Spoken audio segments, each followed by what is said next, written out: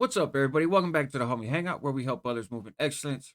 And this most recent incident in CDCR is getting a ton of attention, of course.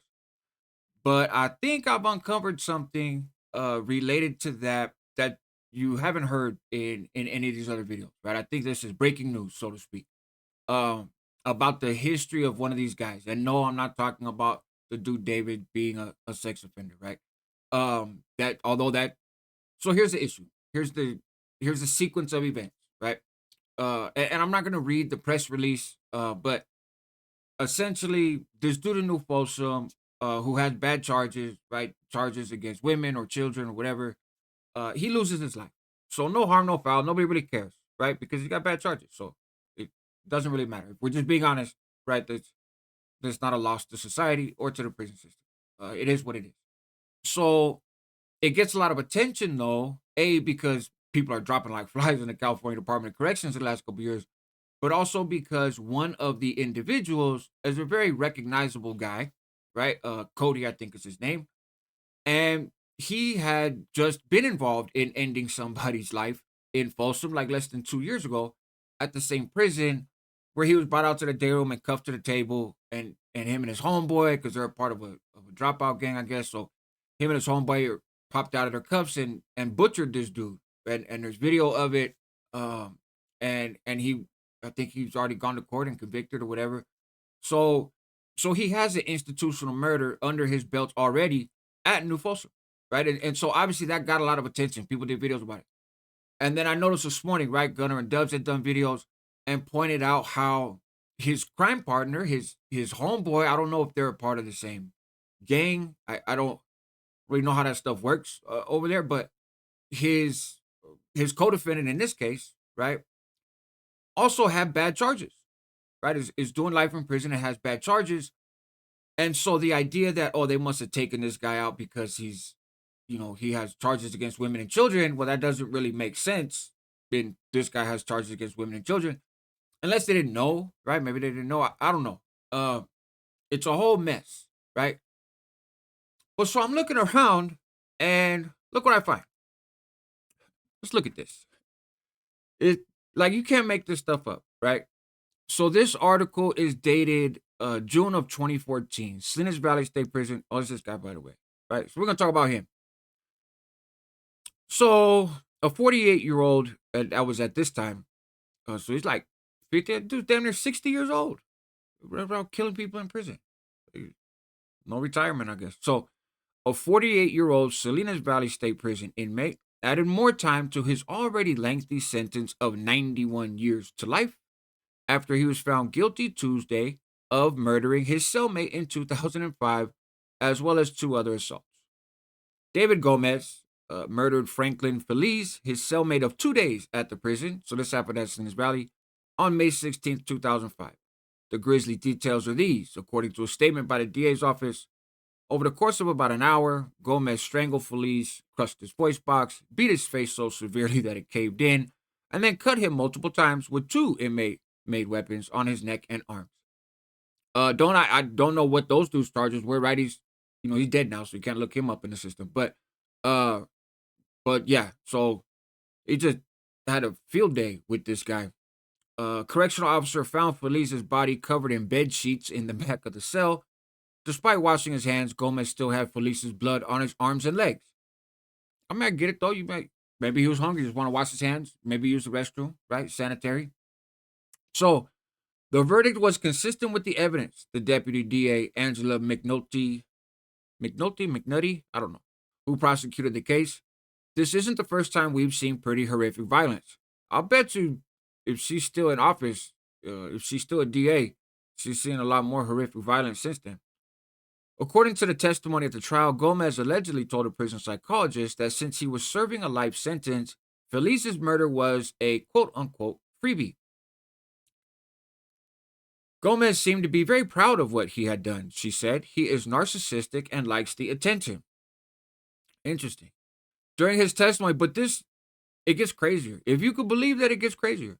It gets crazier. During his testimony, Gomez said that his lifetime was one of boredom, accentuated by moments of intense action, McNulty said. He also said, I am chaos. Maybe that's his nickname, Chaos. But this dude is causing chaos. But he's being allowed. Listen to the degree of chaos he is being allowed, and has been allowed apparently for going on 20 fucking years in the California Department of Corrections. Gomez, this is where it gets real interesting. Gomez was also convicted of 2 other assaults, both with deadly weapons. 4 years after the murder, on February 19th, 2009, talking about the first murder, not the murder that happened a couple days ago.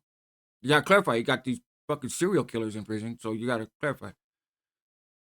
On February 19th, 2009, Gomez slashed fellow inmate Linford Perry with a small piece of razor while the pair were attending separate hearings in the same courtroom at the Monterey County Superior Court. So he blasted another inmate at court for the murder. On April 14th of that year, Gomez was receiving dental care at the prison and jumped out of his chair, ran across the room while in restraints, jumped on top of inmate Louis Brewster, and stabbing him with a weapon made out of sharpened eyeglass frames. Since his initial court appearance for the murder charge in 2005, so since going to court for killing his cellie of 2 days and turning him into a piece of art, Gomez has been represented by 8 different attorneys, attacking many of them in the courtroom. I'm telling you, man, these public defenders, shout out to the good ones. They go through a lot. On July 11th, within days of being transferred to the Soledad prison, which is right across the street from Sinners Valley, for the murder trial, Gomez stabbed a seal in the head with a knife. Because why not? Right? Why not? In the murder charge, Gomez pleaded not guilty by reason of insanity, but Judge Julie Culver found no evidence to support the insanity plea.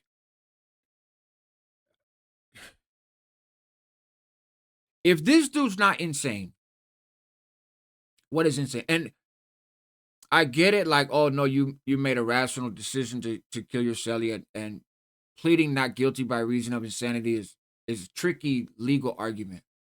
But let's not pretend like this person's mind functions the way that most people's minds function.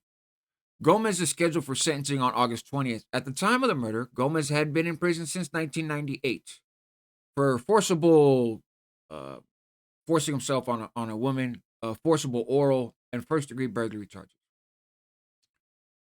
So this dude, with this record, who is running around, he's running around stabbing COs, he's stabbing people at the dentist's office, like you just trying to go there and get a cavity filled, and all of a sudden this guy takes off his eyeglasses and stabbing you in the chest while he's shackled, right? He's killing his cellie and making different weapons to carve him up just for shits and giggles. This dude, he's blasting attorneys when he goes to court for blasting his cellie. Like, he's just kicking it on the yard. He's just out there collecting sun, right? It's been kind of cold in Sacramento lately, rainy weather, but he's just out on the yard chilling and links up with Cody, right? Who I'm guessing there might have been an element of like, people kind of forgot about all the crazy. They're not writing articles about me anymore. We go rock with this youngster. There's like a younger version of me. I don't know. Here's the thing. I almost titled this "Killers on the Payroll," right? I got killers on the payroll because these dudes are being allowed to do whatever they want, and I push back against some of the critique of the California model, okay? Because as somebody who did time in the California Department of Corrections, I appreciate that there's classes now for people. I think that's a good thing, right? I think those classes are helping a lot of people.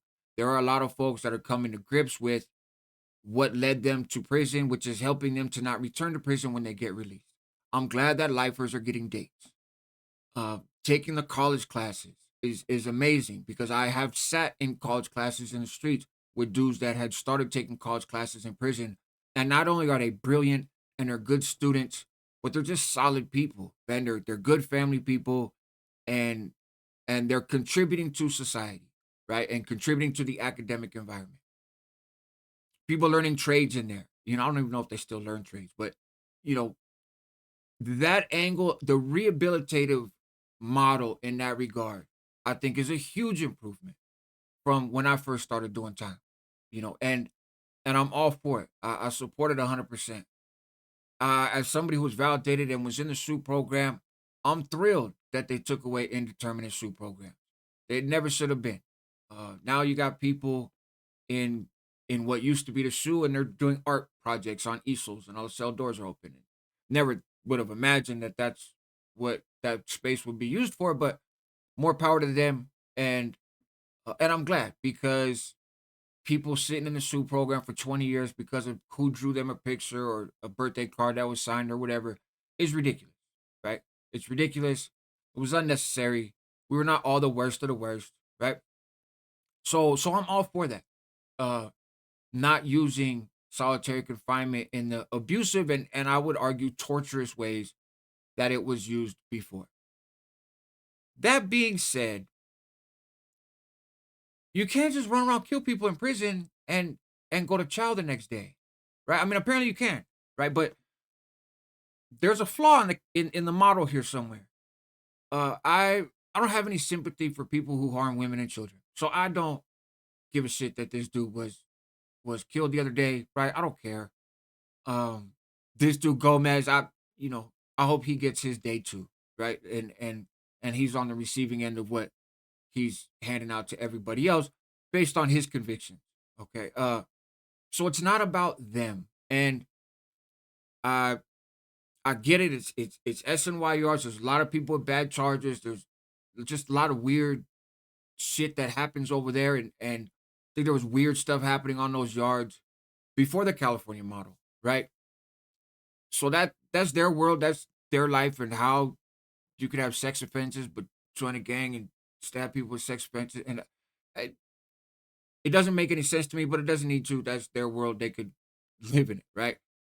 But CDC as a government agency, they have a responsibility. They basically have two jobs, right? You got two jobs if you are the California Department of Corrections. One is when people are convicted of crimes and sent to prison, you make sure that they stay in prison. Okay. Shout out Cesar Hernandez. He kind of pulled the veil back from that. And I'm great. He got early release, right? He got an early release date. So salute to him, right? There's no reports of him running around harming women and children and killing old ladies and stealing their cars. So, fuck it. I hope he's living his best life. But that's one job. And for the most part, CDCR does a good job of that, right? They generally, if you get sent to prison, you stay there. Level one yards or level twos or whatever, where people hop over the fence and run through the field. That's different, right? But for the most part, if you're level three, level four inmate, you're gonna stay where they put you. Uh, the other job is to protect the people who are there, right? That you should not go to prison and be negligently put in a position to lose your life uh on account of what the SEALs are doing or not doing. Prison is a violent place. It's a predatory place. The people that do the worst things in society end up locked up in there. And so you're always gonna have some level of violence. It was violent when I was in there too, but it wasn't like this. And there was consequences. I got homeboys that caught bodies in the California Department of Corrections in the 70s and 80s when people would get killed and they'd resume normal program. But those people that were catching those bodies still had to go sit in AdSeg for a while, right? Like you couldn't just come back out your yard, right? Not when you were caught. And there was still a consequence. There was still a price to pay. Now it's like you go to court, but look at these dudes' sentences. This fool got 91 to life. The guy that climbed in the tower with the CO, which I did a video about the other day, and I got an update on that too, because crazy information about that. And he was doing 84 to life. So these people go to court, but you're doing a gazillion to a gazillion and a Buck Rogers date on top of that. So there's no consequence to that. There has to be a way to isolate these folks, right? And most people in prison, GP, SNY, whatever, most folks in prison are coming home. Most folks in prison have not done unmentionable things to women and children so that we just, as a class of people, don't give a shit what happens to them. That's not most people, okay? But everybody right now is in danger. because of this.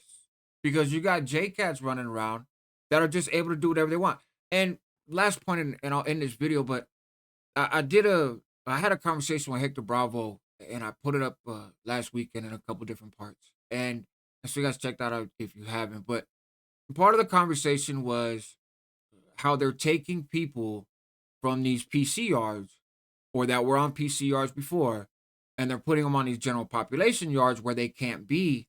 And these guys are banging on the door. Hey, I can't be here. I can't be on this yard. You know, I know who I am and what my status is, and I'm not welcome. These guys are going to hurt me. And this is level 4, 180 yards, right? And the COs are not just leaving them there, but then creating circumstances where they have to come out of their cell and they're just popping the doors and folks are rushing in and doing what they do to them. And so we talked about that. I won't rehab that conversation here, but I highlighted because what caught my attention is those guys that are being put where they don't belong, right? According to their status, right? They're being put where they don't belong. Most of the time, they're the guys that are just trying to do their time.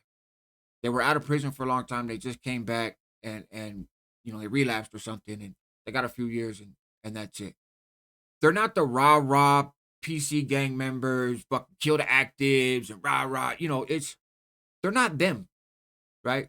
Those guys, these guys with the tattoos and catching bodies and stabbing everybody and pushing a hard line, right? Um, those guys aren't getting put on these GP yards. Those guys are just wandering around killing people, sometimes in the same prison where they killed the last guy, right?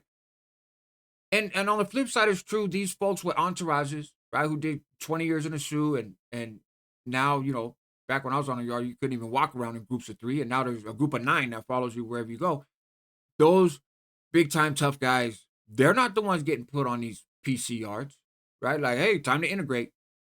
They're leaving the extremes, right, to their own little worlds where in reality they're victimizing people. We're just gonna call it what it is, right? They're victimizing folks. And again, prison is violent. I don't expect it to be Norway, right? Uh, but there's got to be a line somewhere, and the government shouldn't have its thumb on the scale. You know, it you got to try to not let people get killed on your shift in prison, even if they got bad charges, even if it's a PC yard, even if you don't like them. Like, that's your job, and you're paid really well for your job. You got to try to not have them lose their life. You got to try to keep people in the van when you take them to court, right? Like, you got to put some effort here. And it's baffling to me. I don't know. I don't know, man. You guys let me know what you think in the comments, but there's a lot of great things about rehabilitation in the California Department of Corrections and sentencing reform and people coming home and all that. There's a lot of great stuff. But this right here, um, it's wild. And it's not about this victim because that's who they got today, right? Yesterday, whatever day they got to do with bad charges this time. Who do they get next time? Right? Who's the next victim? We don't know the stories of who this Felix cat was, right? And what his charges were. It's something got to change. I don't know what it looks like. I don't know how it happens. You guys let me know. Help others move with excellence. That's what homies do. Help yourself at the same time because you're worth it. Help your community because they need you. I will put a link to this article in the description of this video in case you would like to read for yourselves about the carnivorous exports, the carnivorous activities, right, of Mr. Gomez in the California Department of Corrections, who is now going to add however much more time to his 91 to life. You guys take care.